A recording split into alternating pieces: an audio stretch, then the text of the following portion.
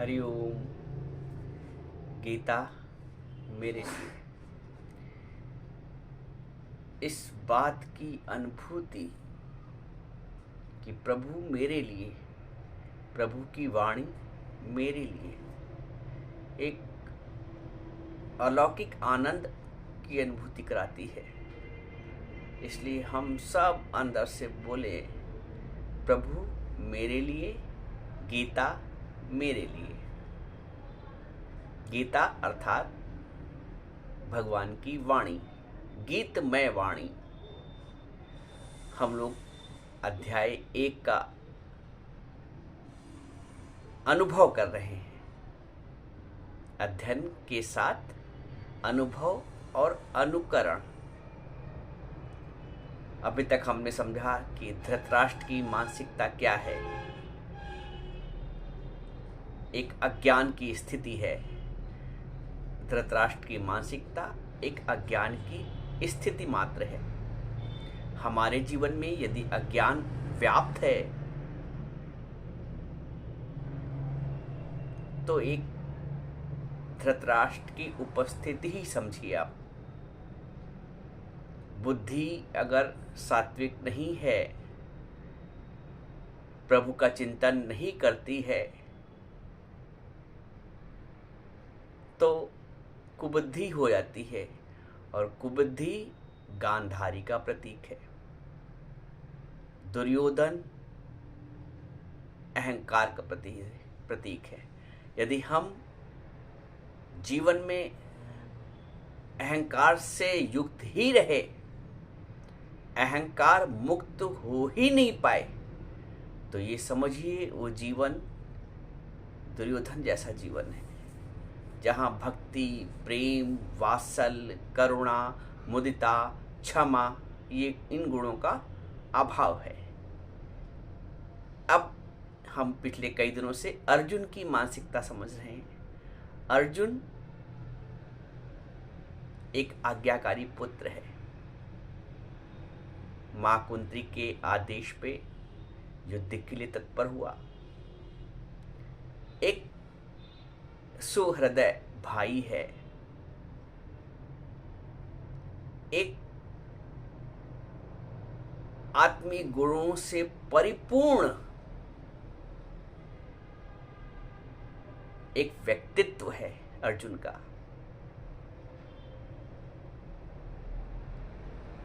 समर्पण के भाव से परिपूर्ण एक व्यक्तित्व है अर्जुन का। एक मित्र भाव से परिपूर्ण व्यक्तित्व है अर्जुन का। एक क्षमा भाव से परिपूर्ण व्यक्तित्व है अर्जुन का। एक अपनत्व के भाव से परिपूर्ण हृदय है अर्जुन का। कितने गुण हैं अर्जुन में, देखिए एक अर्जुन में। और भक्त तो वो ही है, भक्त शिरोमणि तो वो ही हैं।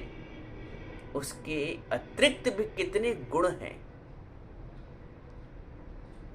अब इन गुणों का बखान करने का तात्पर्य ये है कि हम अपने अंदर चले जाएं और गहराई से अपने अवलोकन करें, अंदर की ओर झांके कि जितने गुण अर्जुन के बताए गए हैं हमारे पास भी हैं। हमारे हृदय में वो गुण विराजमान है वात्सल्य भाव, है करुणा का भाव, है क्षमा का भाव, है अपनत्व का भाव, है आज्ञाकारी बनने का भाव, है एक अच्छा शिष्य बनने का भाव, है समर्पण का भाव प्रभु के प्रति, है नम्रता का भाव, है झुकने का भाव। ये आहताएं हैं, ये आवश्यकताएं हैं एक साधक की, एक सत्संगी की, एक भक्त की। इन आवश्यकताओं का, इन आहारताओं का होना बहुत आवश्यक है। कभी कभी ऐसा भी होता है कि हम में इनमें से कोई आहारता नहीं होती है, कोई गुण नहीं होता है, तो गुरु उसको निखार देता है, कल्टीवेट कर देता है। शर्त ये है कि हम समर्पित हो जाएं। जैसे एक पत्थर में मूर्ति बनने का समस्त गुण है, उसको मूर्ति के आगे समर्पित होना पड़ेगा। मूर्तिकार उसको गौर देगा और वो पूजनीय भी हो जाएगी। हमारे पास इतना गुण होना चाहिए कि हम गुरु को समर्पित हो जाएं, गुरु के वचनों को समर्पित हो जाए। बात को समझने का प्रयास करें। गुरु के वचनों को समर्पित हो जाए। अर्प गुरु को अपना जी, वचन गुरु के धोए धोए पी। गुरु को अपना जी अर्पित करें और वचन गुरु के धोए धोए पी, अर्थात समझ समझ के आत्मसात करते जाए, उसको पीते जाएं।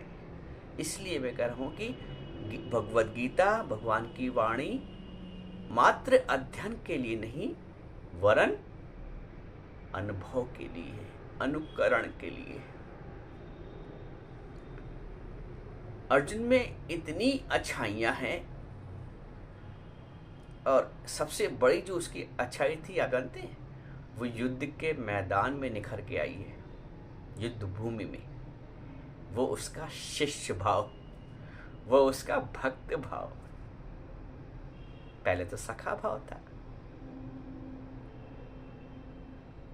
मित्र भाव था, अब शिष्य भाव की जागृति हुई है,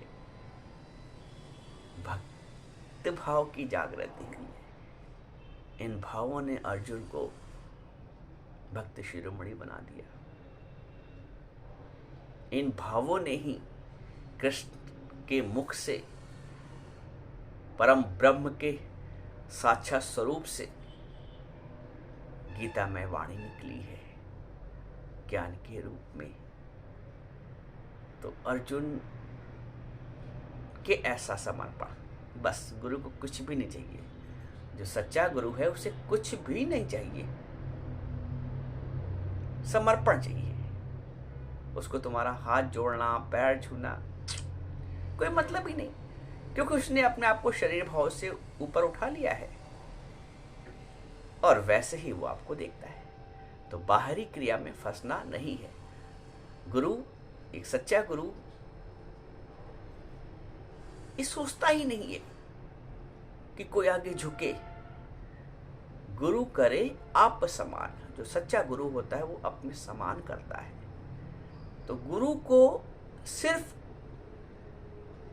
हमारा भाव चाहिए, हमारा समर्पण चाहिए, बाकी कुछ नहीं। क्योंकि उसी समर्पण के माध्यम से तो हम कुछ ग्रहण कर पाएंगे, झुक कर ही तो सुराही से पानी पी पाएंगे। बस इतनी नम्रता चाहिए गुरु के आगे। गुरु ऐसा चाहिए जो कुछ ना ले वे दान, और शिष्य ऐसा चाहिए जो अर्पे तन मन प्राण। धन यहां भी नहीं आया कोई, तन मन प्राण सत्य के प्रति, गुरु के वचनों के प्रति इतनी आवश्यकता होती, बाकी कुछ भी आवश्यकता नहीं है। क्योंकि गुरु धन से भी ऊपर है, गुरु तन से भी ऊपर है, गुरु मन से भी ऊपर है। वो इच्छा नहीं करता है। ये हमारा कर्तव्य है कि हम समर्पित हो। जैसे अर्जुन, आपने अर्जुन के हमेशा जो फोटो देखी होगी, तो भगवान के आगे ऐसे नतमस्तक बैठे हुए एक पैर पे। ये शिष्य भाव है, जिसको हम आगे और अच्छा समझेंगे दूसरे अध्याय में। ये शिष्य भाव है। अब आते हैं भगवद गीता पे। आज का श्लोक 37 है, अध्याय 1, श्लोक 37। तस्मान्नहार्या वयं हन्तु धार्तराष्ट्रान् स्वबन्धवान् स्वजनं हि कथं हत्वा सुखना श्याम माधव। अर्जुन कहते हैं भगवान से कि हे केशव, हे माधव, अपने इन बांधव धृतराष्ट्र के संबंधियों को मारने के लिए हम योग्य नहीं हैं। देखो कैसी नम्रता है। जो महाबलशाली है, धुरंधर है, वो ये कहता है कि हम इनको मारने के लिए सक्षम नहीं हैं, योग्य नहीं हैं। क्योंकि हे माधव, अपने कुटुंबियों को मारकर कैसे सुखी होंगे? अपने कुटुंबियों को मारकर कैसे सुखी होंगे? देखिए, दो तरह के शास्त्र हैं मुख्यतः, वैसे तो बहुत शास्त्र हैं। अध्यात्म के क्षेत्र में हम दो शास्त्रों का अध्ययन करते हैं, एक अर्थशास्त्र, एक धर्मशास्त्र। अर्थशास्त्र ये बखान करता है कि किसी भी तरह आतिताइयों को मारो, ये अर्थशास्त्र की धारणा है। और धर्मशास्त्र क्या कहता है कि किसी की भी हिंसा न हो,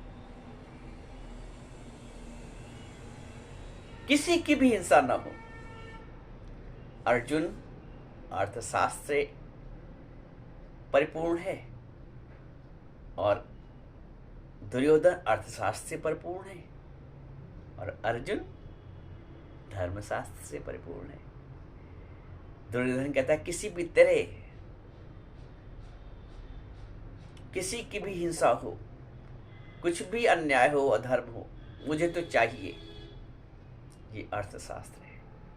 और धर्मशास्त्र क्या कहता है कि किसी की भी हिंसा न हो, हम सब कुछ त्यागने को तैयार हैं। तो अर्जुन धर्मशास्त्र का प्रतीक है, जो इतना अन्याय करने वालों को भी क्षमा कर रहा है, सब कुछ दिए दे रहा है। वो कहता है मुझे राज्य का सुख नहीं चाहिए, राज्य का सुख भोग कर मुझे क्या मिलेगा। वो कायरता के धर्म से भी युक्त हुआ जा रहा है। जो इतना वीर है त्याग में, वो कायरता के धर्म से भी युक्त हुआ जा रहा है, कायरता के अवगुण से युक्त हुआ जा रहा है। इतना त्याग। आपको यहाँ पे अर्जुन कितना महान लग रहा है, और सांसारिक दृष्टिकोण से देखें तो महान भी है। लेकिन प्रभु ने कुछ कमियां भी देखी हैं अर्जुन में, कुछ विकार भी देखे हैं, कुछ रोग भी देखे हैं जिनका वो निदान करना चाहते हैं। प्रभु ने देखा है कि अर्जुन कर्तव्य के पथ से अपने आप को मोड़ रहा है, हटा रहा है। अर्जुन धर्म के विपरीत जा रहे हैं। जैसे कल मैंने आपको समझाया था, बताया था कि एक चिकित्सक है, शल्य चिकित्सक, वो ओटी में खड़ा हुआ, पेशेंट का आवश्यकता है सर्जरी की, और वो कहता है कि डर रहा है कि मैं सर्जरी नहीं कर रहा हूँ, मेरे हाथ कांप रहे हैं। तो जो उसके सीनियर है वो यही समझाएंगे कैसे बात करते हो तुम, अरे तुम सर्जन हो, चिकित्सा करना तुम्हारा धर्म है, सर्जरी करना तुम्हारा धर्म है। तो उसको मोटिवेट करते हैं, जो अधर्म की ओर जा रहा था उसको धर्म की ओर लाते हैं। सर्जरी करना वहां कोई पाप नहीं है, एक चिकित्सक का, एक शल्य चिकित्सक का कर्तव्य है, धर्म है। वैसे ही अर्जुन जिस क्षेत्र में खड़ा था, क्षत्रिय था, उसका धर्म था, एक वैद्य का धर्म है उपचार करना, एक शिक्षक का धर्म है पढ़ाना, एक अधिवक्ता का धर्म है अपना केस लड़ना। वैसे ही एक क्षत्रिय का धर्म है अधर्म के विरुद्ध धर्म का युद्ध करना। अर्जुन धर्म के युद्ध से भी विमुख होना चाह रहा था कायरता के कारण। भगवान ने उसको धर्म परायण किया है, युद्ध नहीं कराया है, कल भी मैंने बताया था, युद्ध नहीं कराया है, धर्म परायण किया उसको। एक बात और समझते हैं यहाँ पे कि जिन वस्तुओं का अभाव होता है हमारे पास, उनकी पीड़ा तो होती है, कोई चीज नहीं है, लेकिन जब वो वस्तु आकर चली जाती है, क्योंकि ये गुण है प्रकृति का, संसार का एक गुण है कि सदा कुछ रहता नहीं है, कोई भी सुख आना और जाना लगा ही रहता है। प्रभु ने सिखा दिया है, दिन और रात, सुबह और शाम, ये नियमबद्ध हैं। तो कुछ भी हमें प्राप्त होता है वो शाश्वत नहीं, सदैव के लिए नहीं। कोई भी सुख हो और कोई भी दुख हो, लेकिन हमारी मानवीय इच्छाएं रहती है कि यदि सुख है तो वो बना रहे, लेकिन सुख आता भी है और चला भी जाता है। जीवन में बहुत से सुख आए होंगे, आए और चले गए। उदाहरण लीजिए, मान लेते हैं आपको बेटे के विवाह की, शादी की बहुत वो है, बहू आ जाए, आपने विवाह कर दिया, बहू आ गई, लेकिन जैसा कि आजकल दस्तूर है, बहू आती है तो बहू और बेटे दोनों का ही निकास हो जाता है घर से। कारण कोई भी हो, नौकरी हो, पेशा हो, ट्रांसफर हो, कलह हो, ना बन पाना हो आपस में। अब एक स्थिति वो थी कि बहू नहीं थी, मन में ये भाव था कि है भाई बहू नहीं, आना है, लेकिन जीवन चल रहा था। अब एक स्थिति ये आई कि बहू आई भी कुछ दिनों के लिए और फिर चली गई। अब यहां पे दो भाव हैं, एक ज्ञान में, एक अज्ञान में। ज्ञानी ना अभाव का चिंतन करता है, ना भाव को बहुत ज्यादा महत्व देता है। सम स्थिति है, समत्व भाव है। अज्ञानी के साथ क्या है, जो ज्ञान रहित पुरुष है उसके साथ क्या है कि अभाव का भी चिंतन करता है, और जब प्राप्त हो जाती है वो चीज तो उसमें इतना तल्लीन हो जाता है कि उसके जाने से फिर महान दुख होता है, अपार दुख होता है। ज्ञानी दोनों स्थिति में सम है। अब इस सत्संग के माध्यम से हमें गुरु समदृष्टि देता है, समभाव देता है।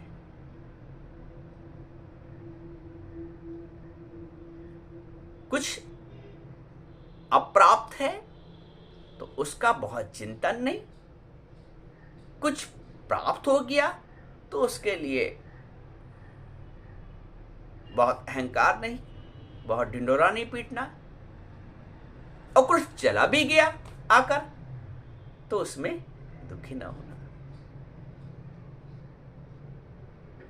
दुखेषु उद्विग्न सुखेषु विगत स्पृहा। जो दुख में दुखी नहीं होता है, सुख में उसकी स्पृहा नहीं है। वीतराग भय क्रोध समाधि मुनि उच्यते, सम रहता है। ज्ञान हमें सम रहना सिखाता है। हर परिस्थितियों को प्रभु का आदेश मानकर जीवन जीता है। हुक्म में अंदर हर को, बाहर हुक्म न कोई। सब प्रभु के हुक्म में है, बाहर प्रभु के हुक्म के बाहर ये प्रकृति नहीं है, ये सृष्टि नहीं है। तो एक मनुष्य और एक जीव कैसे हो सकता है? जिसने इस बात को जान लिया कि सब हुक्म रजाई चलना, नानक लिखिया नान। जो कुछ भी हो रहा है वो हुक्म की रजाई है, प्रभु की मर्जी है। इसलिए हम लोग बोलते हैं adjust your will with the will of God. अपनी विल को, अपनी मर्जी को प्रभु की मर्जी से जोड़ दो। यही भक्ति है, यही ज्ञान है, यही प्रभु के प्रति प्रेम है।